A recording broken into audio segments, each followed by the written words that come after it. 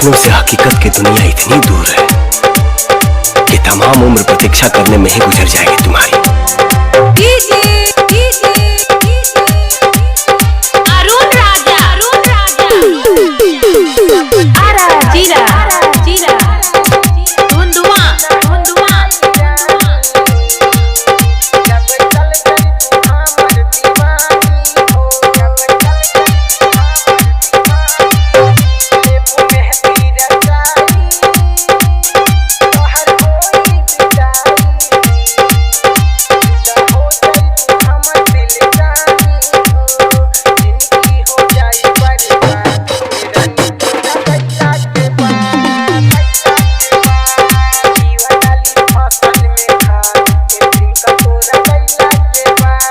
धड़कनों से धड़कनों का नाता है, मोहब्बत की आग दोनों तरफ हो तो मोहब्बत में मजा आता है।